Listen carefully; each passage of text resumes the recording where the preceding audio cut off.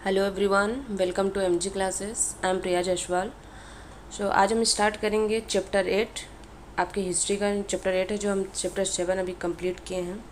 Okay, तो आपका chapter 7 क्या था? आपका महिलाएं, जाति एवं सुधार था, जिसको हम कंप्लीट किया। और आपका ये चैप्टर 8 है राष्ट्रीय आंदोलन का संगठन 1870 के दशक से 1947 तक। ओके, तो आइए स्टार्ट करते हैं। इसमें सबसे पहले देखेंगे, ये चित्र है आपका। इसमें क्या है? ये चित्र भारत छोड़ो आंदोलन का के समय का है। ये चित्र भारत छोड़ो आंदोलन के दौरान क्या किए थे? प्रदर्शनकारियों पर आंसू गैस के गोले छोड़े थे। कौन छोड़ा था? तो पुलिस। ये आपके जो चित्र में है, आप इसको देख सकते हैं। ठीक है, ये रहे। ओके, तो आगे हम देखते हैं इसमें क्या है। पिछले अध्याय में हम क्या क्या पढ़े हैं, जो ये, क्योंकि आपका ये लास्ट चैप्टर है, चैप्टर 8। और इसमें हम देखेंगे कि ये इसमें हम क्या क्या पढ़ चुके हैं। तो फर्स्ट आपका इसमें क्या है? भारतीय भू क्षेत्र पर अंग्रेज़ों का कब्जा और रियासतों का अधिग्रहण, इसको हम कंप्लीट किए हैं।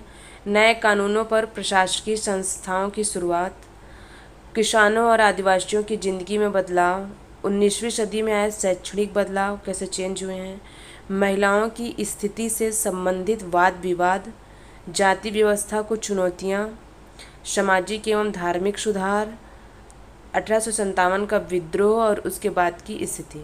उसके बाद क्या है? हस्तकलाओं का पतन और उद्योगों का विकास। ये सब चीज़ें क्या किए हैं? कंप्लीट किए हैं। आगे हम देखते हैं इसमें राष्ट्रवाद का उदय देखेंगे। क्या है राष्ट्रवाद का उदय? कैसे उदय हुआ है इसमें? तो हम स्टार्ट करेंगे। इसमें क्या बोला है? देखो, भारत का मतलब क्या है? आपके यहाँ की जनता है। भारत यहाँ रहने वाले किसी भी वर्ग, रंग, जाति, पंथ, भाषा या जेंडर वाले तमाम लोगों का घर है ये। मतलब जो भारत है हमारा, यहाँ पे कई जाति के लोग रहते हैं। यहाँ पे एक जाति तो यहाँ नहीं रहती है भारत में कि हम एक जाति है तो हम यही रहेंगे, ऐसा नहीं है।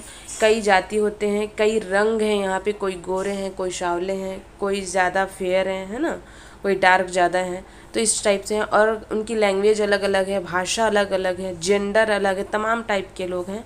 मतलब एक हमारे भारत में कई टाइप के लोग यहाँ पे रहते हैं। ठीक है, यहाँ यह देश और इसके सारे संसाधन, इसकी सारी व्यवस्थाओं उन सभी के लिए है।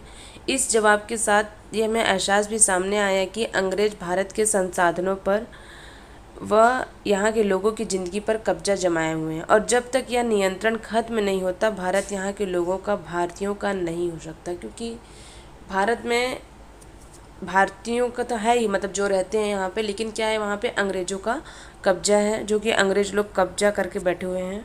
उसके बाद क्या है, यहाँ पे यह चेतना 1850 के बाद बने राजनीतिक संगठनों में साफ दिखाई देने लगी थी। कब? 1850 में। ठीक है, उसके बाद क्या है, 1870 और 1870 और 1880, ठीक है, 1870 और 1880 में के दशक में बने राजनीतिक संगठनों में यह चेतना और गहरी हो चुकी थी कि इनमें से ज़्यादातर संगठनों की बागडोर वकील आदि अंग्रेजी शिक्षित पेशेवर के हाथ में थी। ठीक है, ये उस समय की बात है जब अंग्रेज़ों का शासन था। पूना सार्वजनिक सभा, इंडियन एसोसिएशन, मद्रास महाजन सभा, बॉम्बे रेजिडेंसी एसोसिएशन और भारतीय राष्ट्रीय कांग्रेस आदि इस तरह के प्रमुख संगठन थे। ये उस समय की बात है। कब? 1870 और 1880 के समय की है। ओके, उसके बाद क्या देखते हैं, पूना सार्वजनिक सभा नाम को गौर से देखिए। सार्वजनिक का मतलब होता है इसमें सब लोगों का या सबके लिए है। ठीक है, सब लोग, सार्वजनिक क्या है? सब लोगों का होता है, ये सबके लिए होता है। हालांकि इनमें से बहुत सारे संगठन देश के खास हिस्सों में काम कर रहे थे, लेकिन वे लक्ष्य को भारत के सभी लोगों का लक्ष्य बताते थे। उनके मुताबिक उनके लक्ष्य किसी खास इलाके, समुदाय या वर्ग के लक्ष्य नहीं थे। वे इस सोच के साथ काम कर रहे थे कि लोग संप्रभु हों। ओके, क्या हो? संप्रभु हों। संप्रभु का मतलब क्या होता है? संप्रभु क्या है? बाहरी हस्तक्षेप के बिना स्वतंत्र रूप से कदम उठाने की क्षमता। ठीक है, बिना बाहरी मदद के क्या करें, हम स्वतंत्र रूप से कदम उठा सकें। ओके, आगे क्या है, संप्रभुता एक आधुनिक विचार और राष्ट्रवाद का बुनियादी तत्व होता है। ये संगठन इस धारणा से चलते थे कि भारतीय जनता को अपने मामलों के बारे में फैसले लेने की आज़ादी होनी चाहिए। आप कोई भी निर्णय लेते हैं किसी भी चीज़ की, है ना, तो आपको क्या होनी चाहिए, आज़ादी होनी चाहिए, फ्रीडम होनी चाहिए। ओके। 1870 और 1880 के दशकों में ब्रिटिश शासन के प्रति असंतोष और ज़्यादा गहरा हुआ। 1878 में क्या आया था आपका, तो आर्म्स एक्ट पारित किया गया था। कौन सा एक्ट था ये, आर्म्स एक्ट पारित किया गया था। आप इस चीज़ को ध्यान देंगे, ये पूछा जाता है एग्जाम में। और ये क्या है, संप्रभु ये, ठीक है, जिसके जरिए भारतीयों द्वारा अपने पास हथियार रखने का अधिकार छीन लिया गया है। किसके तहत, तो 1878 में आर्म्स एक्ट पारित किया गया इसके तहत। ठीक है, ध्यान देंगे क्या किया गया इस एक्ट के तहत, तो भारतीयों द्वारा अपने पास हथियार रखने का जो अधिकार था उनसे छीन लिया गया। उसी साल वर्नाक्यूलर टेस्ट एक्ट भी पारित किया गया, जिससे सरकार की आलोचना करने वालों को चुप कराया जा सके। इस कानून में प्रावधान था कि अगर किसी अखबार में कोई आपत्तिजनक चीज़ छपती है तो सरकार उसकी प्रिंटिंग प्रेस सहित सारी संपत्ति को जब्त कर सकती है। ओके। उसके बाद है आपका 1883 में सरकार ने इल्बर्ट बिल लागू करने का प्रयास किया। कब किया, तो 1883 में, 1883 में सरकार ने इल्बर्ट बिल लागू करने का प्रयास किया गया। इसको लेकर काफ़ी हंगामा हुआ। इस विधेयक में प्रावधान किया था कि भारतीय न्यायाधीश भी ब्रिटिश या यूरोपीय व्यक्तियों पर मुकदमे चला सकते हैं, ताकि भारत में काम करने वाले अंग्रेज और भारतीय न्यायाधीशों के बीच समानता स्थापित की जा सके। ओके, आगे देखते हैं इसमें क्या है। जब अंग्रेजों के विरोध की वजह से सरकार ने यह विधेयक वापस ले लिया तो भारतीयों ने इस बात का काफ़ी विरोध किया कि इस घटना से भारत में अंग्रेजों के असली रवैये का पता चलता था। ठीक है, और इसके बाद अब एक चीज़ ध्यान देंगे, जो मैं पहले भी बोल चुकी हूँ, अभी भी बोल रही हूँ, जो चीज़ अंडरलाइन किया गया है उसमें से वो इम्पॉर्टेंट है। ठीक है, बाकी इसको पूरा डिटेल में पढ़ना पड़ता है, बिना पढ़े हम इसको समझ नहीं सकते हैं। इसलिए क्या क्यों बाकी जो इम्पॉर्टेंट चीज़ें हैं उसको मैं इसको हाईलाइट की हूँ। ओके, उसके बाद क्या है आपका, देखते हैं इसमें, पढ़े लिखे भारतीयों की एक अखिल भारतीय संगठन की ज़रूरत 1880 से ही महसूस की जा रही थी। ठीक है, कब से, 1880 से ही महसूस की जा रही थी, परंतु इल्बर्ट विधेयक ने इस चाह को और गहरा कर दिया था। 1885 में देश भर के 72 प्रतिनिधियों ने, ठीक है, कितने, 72 प्रतिनिधियों ने बम्बई में सभा करके भारतीय राष्ट्रीय कांग्रेस की स्थापना का फैसला लिया। ओके, संगठन के प्रारंभिक नेता कौन थे, देखिए इसमें, दादा भाई नौरोजी, फिरोज शाह मेहता, बदरुद्दीन तैयब जी, WC बनर्जी, सुरेंद्र नाथ बनर्जी, रोमेश चंद्र दत्त, S सुब्रमण्यम अय्यर एवं अन्य प्रायः बम्बई और कलकत्ता के ही थे। ओके, नौरोजी व्यवसायी और प्रचारक थे। नौरोजी क्या थे, व्यवसायी और प्रचारक थे। प्रचारक मीन्स क्या होता है, ऐसा व्यक्ति जो सूचनाओं के प्रसार, रिपोर्टर्स, बैठकों में भाषण आदि के जरिए किसी खास विचार का प्रचार प्रसार करता हो। ठीक है, तो क्या था, वो प्रचारक थे, वो प्रचारक थे। ओके, लंदन में रहते थे और कुछ समय के लिए ब्रिटिश संसद के सदस्य भी रहे हैं। ये क्या रहे हैं, तो कुछ समय के लिए ब्रिटिश संसद भी रह चुके हैं, सदस्य भी रह चुके हैं। उन्होंने युवा राष्ट्रवादियों का मार्गदर्शन किया। सेवानिवृत्त ब्रिटिश अफसर A.O. ह्यूम ने भी विभिन्न क्षेत्रों के भारतीय निकट लाने में अहम भूमिका अदा की थी। ठीक है, उनका भी हाथ था इसमें। उसके बाद क्या देखते हैं इसमें, कांग्रेस किसके पक्ष में बोलने का प्रयास कर रही थी, इसको देखते हैं। तो आपका क्या था इसमें, जनवरी 1886 में द इंडियन मिरर नामक अखबार ने लिखा। ठीक है, कौन सा अखबार था, तो ये द इंडियन मिरर नामक अखबार, इसको आप ध्यान देंगे। कब, ये जनवरी 1886 में। ओके, बम्बई में आयोजित प्रथम राष्ट्रीय कांग्रेस हमारे देश की भावी संसद का केंद्रक है और यह हमारे देशवासियों के लिए अकल्पनीय रूप से लाभकारी परिणामों को जन्म देती है। ठीक है, ये उसमें ऐसे बोला गया था। उसके बाद क्या आपका, बदरुद्दीन तैयब जी ने इसमें क्या बोले हैं, देखो, 1887 में अध्यक्ष की हैसियत से कांग्रेस को संबोधित करते हुए कहा था। ठीक है, क्या कहा था इन्होंने, यह कांग्रेस भारत की किस एक वर्ग का समुदाय के प्रतिनिधियों से मिलकर नहीं बनी है, बल्कि यह भारत के सभी समुदायों की संस्था है। ओके, और ये कौन है, तो दादा भाई नौरोजी जी हैं। इनकी, हाँ, ये दादा भाई नौरोजी जी हैं।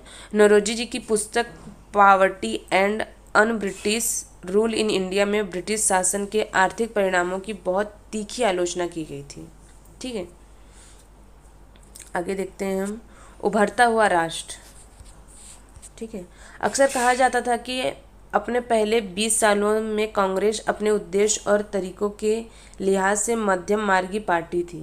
इस दौरान कांग्रेस ने सरकार और शासन में भारतीयों और ज़्यादा जगह दिए जाने के लिए आवाज़ उठाई। कांग्रेस का आग्रह था कि विधान परिषदों में भारतीयों को ज़्यादा जगह दी जाए, परिषदों को ज़्यादा अधिकार दिया जाए और जिन प्रांतों में परिषदें नहीं हैं वहाँ उनका गठन किया जाए। ठीक है, वहाँ पे क्या किया जाए, गठन किया जाए। कांग्रेस चाहती थी कि सरकार में भारतीयों को भी ऊंचे पद दिए जाएं। इस काम के लिए उसने मांग की सिविल सेवा के लिए लंदन के साथ साथ भारत में भी परीक्षा आयोजित की जाए। जो आपकी सिविल सेवा की परीक्षा आयोजित की जाती है, ये मांग हुई थी उस समय। ठीक है, आगे देखते हैं। शासन व्यवस्था के भारतीकरण की मांग नस्लवाद के खिलाफ चल रहे आंदोलन का एक हिस्सा थी, क्योंकि तब तक ज़्यादातर महत्वपूर्ण नौकरियों पर गोरे अफसरों का ही कब्जा था। जो इम्पोर्टेंस नौकरियां थी, जो बड़ी बड़ी थी, जैसे आपका आईएएस है ना, यूपीएससी एग्ज़ाम है, इसमें क्या होते थे, गोरे अफसरों का ही कब्जा था। अंग्रेज आमतौर पर यह मानकर चलते थे कि भारतीयों की जिम्मेदारी भरे पद नहीं दिए जा सकते, क्योंकि अंग्रेज अफसर अपने भारी भरकम वेतन का एक बड़ा हिस्सा ब्रिटेन भेज देते थे। इसलिए लोगों को उम्मीद थी कि भारतीकरण से यहाँ की धन संपत्ति भी कुछ हद तक भारत में रुकने लगेगी। भारतीयों की मांग थी कि न्यायपालिका को कार्यपालिका से अलग किया जाए। ठीक है, क्या मांग थी ये, न्यायपालिका को कार्यपालिका से अलग किया जाए, आर्म्स एक्ट को निरस्त किया जाए और अभिव्यक्ति बोलने की स्वतंत्रता दी जाए। ओके, क्या किया जाए, स्वतंत्रता दी जाए। और उसके बाद क्या, इसमें शुरुआती सालों से कांग्रेस ने आर्थिक मुद्दे भी उठाए। उसका कहना था कि भारत में ब्रिटिश शासन की वजह से ही गरीबी और अकाल पड़ रहे हैं। उनके जो उस समय जो ब्रिटिश शासन चलते थे, उनके वजह से क्या हो रहा है, भारत में गरीबी और अकाल पड़ रहे हैं। लगान के कारण काश्तकार और जमींदार विपन्न हो गए थे और अनाजों के भारी निर्यात की वजह से खाद्य पदार्थों का अभाव पैदा हो गया था। कांग्रेस की मांग थी कि लगान कम किया जाए, फौजी खर्चे में कटौती की जाए और सिंचाई के लिए ज़्यादा अनुदान दिया जाए। ठीक है, क्या किया जाए, सिंचाई के लिए ज़्यादा अनुदान दिया जाए। अब एक चीज़ इसमें ध्यान देंगे, इसमें क्या है आपका, फौजी खर्चों की कटौती है ना, आर्म्स एक्ट, ये सब चीज़ें थोड़ा ध्यान देंगे आप। उसके बाद क्या है, इसमें उसने नमक कर, विदेशों में भारतीय मजदूरों के साथ होने वाले बर्ताव तथा भारतीयों के कामों में दखलंदाजी करने वाले वन प्रशासन की वजह से वनवासियों की बढ़ती हुई मुसीबतों के बारे में बहुत सारे प्रस्ताव पारित किए गए। ओके, इससे पता चलता है कि पढ़े लिखे संपन्न वर्ग की संस्था होते हुए भी कांग्रेस केवल पेशेवर समूहों, जमींदारों और उद्योगपतियों के हक में ही नहीं बोल पा रही थी। ठीक है, उसके बाद क्या है, मध्यम मार्गी नेता जनता के ब्रिटिश शासन के अन्यायपूर्ण चरित्र से अवगत कराना चाहते थे। उन्होंने अखबार निकाले, लेख लिखे और यह साबित करने का प्रयास किया कि ब्रिटिश शासन देश को आर्थिक तबाही की ओर ले जा रहे हैं। उन्होंने अपने भाषण में ब्रिटिश शासन की निंदा और जनमत निर्माण के लिए देश के विभिन्न भागों में क्या किया, अपने प्रतिनिधियों को भी भेजा। लेकिन मध्यम वर्गियों को ये भी लगता था कि जो अंग्रेज स्वतंत्रता व अन्याय के आदर्शों का सम्मान करते हैं, इसलिए वे भारतीयों की न्यायसंगत मांगों को स्वीकार कर लेंगे। लिहाजा कांग्रेस का मानना था कि सरकार को भारतीयों की भावनाओं से अवगत कराया जाना चाहिए। ठीक है, आगे देखते हैं क्या है, स्वतंत्रता हमारा जन्म सिद्ध अधिकार है। इसको हम देखेंगे, इसमें से क्वेश्चंस आपके आते हैं। इसमें आप क्वेश्चन देखना, आपका क्या है, इसमें अखबार होता है, नारा है, ये सब क्वेश्चन आपके टैट में पूछे जाते हैं। इसको देखते हैं हम। 1890 के दशक तक बहुत सारे लोग कांग्रेस के राजनीतिक तौर तरीकों पर सवाल खड़ा करने लगे थे। बंगाल, पंजाब, महाराष्ट्र में बिपिन चंद्र पाल, बाल गंगाधर तिलक और लाला लाजपत राय जैसे नेता ज़्यादा आमूल परिवर्तनवादी उद्देश्य और पद्धतियों के अनुरूप काम करने लगे थे। उन्होंने निवेदन की कि राजनीति के लिए नरम पंथियों की आलोचना की। किनकी की, तो नरमपंथियों की आलोचना की और आत्मनिर्भरता तथा रचनात्मक कामों के महत्व पर जोर दिया। उनका कहना था कि लोगों को सरकार के नेक इरादों पर नहीं बल्कि अपनी ताकत पर भरोसा करना चाहिए। लोगों को स्वराज के लिए लड़ना चाहिए। तिलक ने नारा दिया था, स्वतंत्रता मेरा जन्मसिद्ध अधिकार है और मैं इसे लेकर रहूँगा। यह आप नारा जो है इसको आप ध्यान देंगे, ये एग्ज़ाम में पूछे जाते हैं। कोड दे दिया जाता है आपको ऐसे कि स्वतंत्रता मेरा जन्मसिद्ध अधिकार है और मैं इसे लेकर रहूँगा। तो इसमें आपको ऑप्शन दे दिया जाएगा 3-4। तो इस सब से ऐसे क्वेश्चन आते हैं आपके इसमें, ठीक है। अभी आगे आपका न्यूज़पेपर को लेकर मिल सकता है इसमें। हाँ, ये रहा आपके बाल गंगाधर तिलक जी हैं, जो इन्होंने एक अखबार दिया है, यहाँ पे मेज पर रखा हुआ है, ये केसरी, ठीक है। ये केसरी अगर पूछा जाएगा तो ये किसका है, तो बाल गंगाधर तिलक जी का है। क्या है इसमें देखो, बाल गंगाधर तिलक के संपादन में निकालने वाली मराठी अखबार थी ये, ठीक है। क्या अखबार थी ये? मराठी अखबार क्या थी? केसरी। ब्रिटिश शासन का कट्टर आलोचक बन गया था, ठीक है।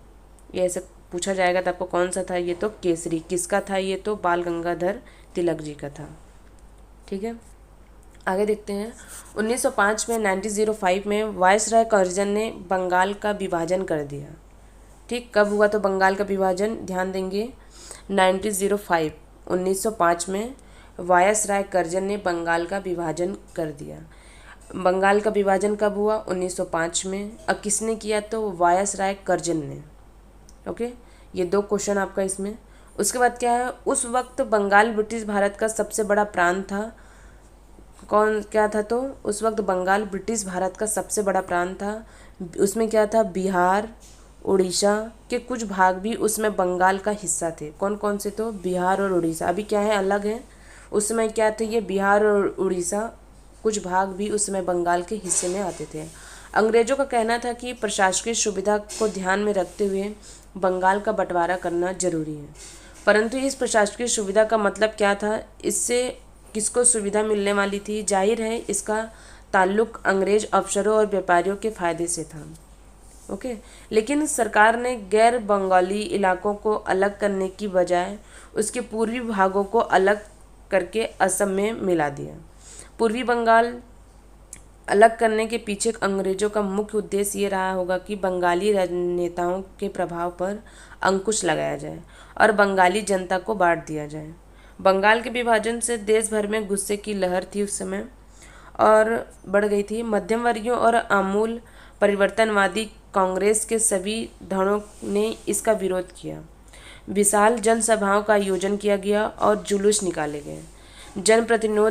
जनप्रतिरोध के नए नए रास्ते ढूंढे गए। इससे जो संघर्ष उपजा उसे स्वदेशी आंदोलन कहा जाता है। क्या आंदोलन है? तो स्वदेशी आंदोलन है ये, ठीक है। इससे जो हम संघर्ष किए, जो उसमें लड़े थे, तो उसके बदले क्या निकला? तो क्या निकला? ये स्वदेशी आंदोलन निकला, ठीक है। उसके बाद क्या है, स्वदेशी आंदोलन के नाम से जाना जाता है और यह आंदोलन बंगाल में सबसे ताकतवर था। परंतु अन्य इलाकों में भी क्या किए थे, इसमें इनकी भारी अनगुज सुनाई थी, ठीक है। उदाहरण के लिए जैसे आंध्र का डेल्टा इलाकों में से इसे वंदे मातरम आंदोलन के नाम से जाना जाता था। कहाँ पे? तो ये आंध्र के डेल्टा में क्या नाम से जाना जाता है? तो इसे वंदे मातरम आंदोलन के नाम से जाना जाता था। स्वदेशी आंदोलन ने ब्रिटिश शासन का विरोध किया और स्वयं सहायता स्वदेशी आंदोलनों, है ना, उद्यमों, राष्ट्रीय शिक्षा और भारतीय भाषा के उपयोग को बढ़ावा दिया। किसको किसको बढ़ावा दिया? तो स्वयं सहायता, स्वदेशी उद्यमों, राष्ट्रीय शिक्षा और भारतीय भाषा के उपयोगों को बढ़ावा दिया। स्वराज के लिए आमूल परिवर्तनवादी ने जनता को लामबंद करने और ब्रिटिश संस्थाओं व वस्तुओं के बहिष्कार पर जोर दिया।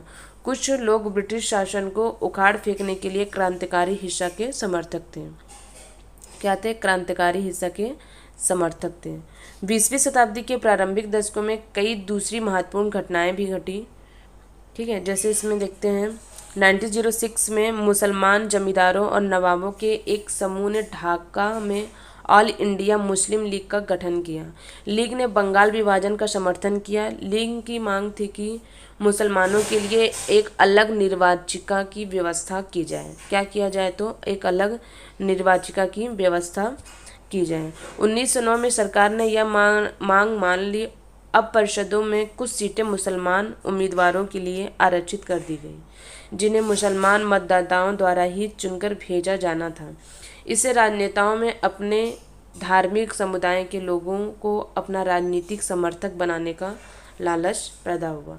ठीक है, हम इसमें ध्यान देंगे। आपका डेट जो है दिया गया है, तारीख है 1906, 1909, है ना। उसके बाद क्या है 1907, 1907 में क्या था? कांग्रेस टूट गई थी। मध्यम वर्गीय धड़ा बहिष्कार की राजनीति के विरुद्ध था। इन लोगों का मानना था कि इसके लिए बिल प्रयोग की आवश्यकता होती है। ठीक है, क्या होती है? तो बिल प्रयोग की आवश्यकता होती है, जो कि सही नहीं है। संगठन टूटने के बाद कांग्रेस पर मध्यम वर्गीय का दबदबा बन गया, जबकि तिलक ने अनुयायी बाहर से काम करने लगे। दिसंबर 1915 में दोनों खेमों में से एक बार फिर एकता स्थापित हुई थी। ठीक है, अगले साल कांग्रेस और मुस्लिम लीग के बीच ऐतिहासिक लखनऊ समझौते पर दस्तखत हुए और दोनों संगठनों ने देश के प्रतिनिधिक सरकार के गठन के लिए मिलकर काम करने का फैसला लिया। ठीक, कौन सा डेट था ये? तो 1915 में। ठीक है, इसको डेट को आप याद रखेंगे। और ये कौन है? तो लाला लाजपत राय जी हैं। लाला लाजपत राय पंजाब के जाने माने राष्ट्रवादियों में से थे। यह याचिका और निवेदनों की राजनीति का विरोध करने वाले आमूल परिवर्तनवादी के एक प्रमुख नेता थे। वह आर्य समाज के सभी सक्रिय सदस्य थे। ठीक है, आर्य समाज के भी सक्रिय सदस्य थे। इसको ये आप ध्यान देंगे। ठीक है, एक यहाँ पे चित्र था, हम इनमें देखते हैं। ये है आपका चित्र, ध्यान देंगे। चित्र क्या है आपका? ये स्वदेशी आंदोलन के दौरान हजारों लोग जुलूस में शामिल होने लगे थे उस समय।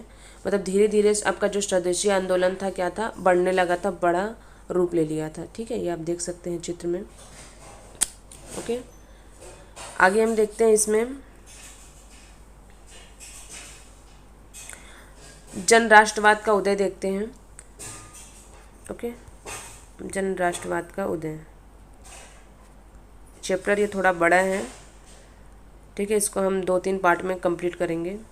ठीक है, तो आपका जन राष्ट्र का उदय कब हुआ था? तो आपका 1919 में हुआ था। 1919 के बाद अंग्रेजों के खिलाफ चल रहा संघर्ष धीरे धीरे एक जन आंदोलन में तब्दील होने लग गया। मतलब एक जो छोटा आंदोलन था वो क्या हो गया? बहुत बड़ा रूप लेने लग गया। किसान, आदिवासी, विद्यार्थी और महिलाएं बड़ी संख्या में इस आंदोलन में जुड़ते गए। कई बार औद्योगिक मजदूरों ने भी आंदोलन में योगदान दिया। 20 के दशक से कुछ खास व्यावसायिक समूह भी कांग्रेस को सक्रिय समर्थन देने लगे थे। ऐसा क्यों हुआ? क्योंकि पहले विश्व युद्ध ने भारत की आर्थिक और राजनीतिक स्थिति बदल दी थी। इस युद्ध की वजह से ब्रिटिश भारत सरकार की रक्षा व्यय में भारी इजाफा हुआ था। इस खर्चे को निकालने के लिए सरकार ने निजी आय और व्यावसायिक मुनाफे पर कर बढ़ा दिया था। सैनिक व्यय के इजाफे तथा युद्धक आपूर्ति की वजह से जरूरी कीमतों की चीज़ों में भारी उछाल आया और आम लोगों को ज़िंदगी मुश्किल होती गई धीरे धीरे। ठीक है, दूसरी ओर क्या हुआ? व्यावसायिक समूह युद्ध से बेहिसाब मुनाफा कमा रहे थे, जैसा कि कपड़ा, जूट, बोरे, कपड़े, है ना। इसमें हम चैप्टर 6 में इसको हम कंप्लीट कर चुके हैं। इसको अगर आप पिछली वीडियो को आप देखे हैं, पढ़े हैं चैप्टर 6 को, तो आप इसको ईजिली समझ सकते हैं। अगर आप पिछले वीडियो को नहीं देखे हैं, नहीं समझे हैं, तो इसको बिल्कुल भी नहीं समझ पाएंगे। इसलिए ये चैप्टर को आपको पढ़ने से पहले क्या करें, आप जो पिछला वीडियो है ना, उसको आप थोड़ा सा पढ़ेंगे, तभी चीज़ें समझ आएंगी। ओके, तो क्या है आगे की मांग बढ़ा दी थी और अन्य देशों से भारत आने वाले आयात में कमी ला दी थी। इस तरह युद्ध के दौरान भारतीय उद्योगों का विस्तार हुआ और भारतीय व्यावसायिक समूह विकास के लिए और अधिक अवसरों की मांग करने लगे। युद्ध ने अंग्रेजों को अपनी सेना बढ़ाने के लिए विवश किया। एक विदेशी युद्ध की खातिर गाँवों में सिपाहियों की भर्ती के लिए दबाव डाला जाने लगा। बहुत सारे सिपाहियों को दूसरे देश में युद्ध मोर्चे में भेज दिया गया। इनमें से बहुत सारे सिपाही युद्ध के बाद यह समझदारी लेकर लौटे कि साम्राज्यवादी शक्तियाँ एशिया और अफ्रीका के लोगों को किस तरह शोषण कर रही हैं।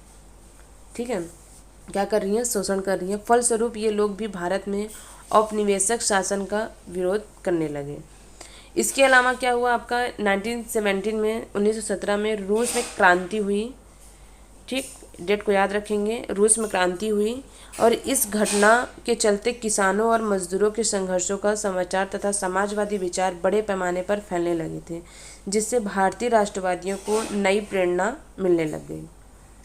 ठीक है, इसके बाद है आपका महात्मा गांधी जी का आगमन है, इसको हम देखते हैं, उसके बाद हम नेक्स्ट वीडियो में देखेंगे क्योंकि नहीं तो वीडियो ज़्यादा लंबी हो जाएगी। ठीक है, तो महात्मा गांधी जी का आगमन कब हुआ था, तो इसमें देखते हैं। महात्मा गांधी जी एक जन नेता के रूप में सामने आए। गांधी जी 46 वर्ष की उम्र में, है ना, 46 वर्ष की उम्र में 1915 में दक्षिण अफ्रीका से भारत लौटे थे। ठीक है, कहाँ से लौटे थे, तो दक्षिण अफ्रीका से भारत लौटे थे। कब, 1915 में। वे वहाँ पर नस्ल भेदी पाबंदियों के खिलाफ अहिंसक आंदोलन चला रहे थे और अंतर्राष्ट्रीय स्तर पर उनकी अच्छी मान्यता थी और लोग उनका आदर भी करते थे। दक्षिण अफ्रीकी आंदोलन की वजह से उन्हें हिंदू, मुसलमान, पारसी और ईसाई, गुजराती, तमिल और उत्तर भारतीय उच्च वर्गीय व्यापारी, वकील और मजदूर सब तरह के भारतीयों से मिलने जुलने का मौका मिल चुका था। वो सबसे मिले थे। इसमें देखो, नटाल कांग्रेस के संस्थापक, डरबन, दक्षिण अफ्रीका, 1895, ध्यान देंगे इसमें। 1895 में अन्य भारतीयों के साथ महात्मा गांधी ने नस्ली भेदभाव का विरोध करने के लिए नटाल कांग्रेस का गठन किया था। ठीक है, इसको आप ध्यान देंगे। उसके बाद क्या है, महात्मा गांधी ने पहले साल पूरे भारत का दौरा किया। इस दौरान वे यहाँ के लोगों की ज़रूरतों और हालात को समझने लग रहे थे। ठीक है, उनके शुरुआती प्रयास चंपारण, सबसे पहले क्या थे, चंपारण, खेड़ा, अहमदाबाद के स्थानीय आंदोलनों के रूप में सामने आए। इन आंदोलन के माध्यम से उनका राजेंद्र प्रसाद और वल्लभ भाई पटेल से परिचय हुआ। 1918 में अहमदाबाद में उन्होंने मिल मजदूरों की हड़ताल का सफलतापूर्वक नेतृत्व किया। कब किया, तो 1918 में किया। ठीक है, ये डेट को आप याद रखेंगे। उसके बाद क्या है, 1919 से 1919 से 1922 के बीच के आंदोलनों को कुछ गहराई से देखे हैं इसमें। आगे आपका क्या है, रॉलेट सत्याग्रह है। ठीक है, इसको हम नेक्स्ट वीडियो में देखेंगे। ठीक है, हम ये आपका राष्ट्रीय आंदोलन है ना, उस समय का ये। इसमें आप चित्र में देख सकते हैं कि गांधी जी को पहचान सकते हैं कि पिछली कतार के ठीक बीच में, ठीक है, जो ये सामने में नहीं है, ये पिछली कतार में है, ये वाले में, पिछली कतार में ठीक बीच में कोट और टाई पहने दिखाई दे रहे हैं। आपको इसमें समझ आ रहा है महात्मा गांधी जी कौन है। ठीक है, क्या बोला गया इसमें, पिछली कतार के ठीक बीच में बोला जा रहा है ना, ध्यान देंगे, ये साइड में नहीं है। ठीक है, साइड नहीं, बीच में कोट में टाई और टाई पहने दिखाई दे रहे हैं। अब मुझे तो समझ आ रहा है, आप इसमें देखिए कौन है इसमें महात्मा गांधी जी। ठीक है, ये साइड में नहीं है, बीच में है। ठीक है, चलो आगे हम देखेंगे, नेक्स्ट वीडियो में देखेंगे, नहीं तो वीडियो लंबी हो जाएगी। ठीक है, ओके, थैंक यू।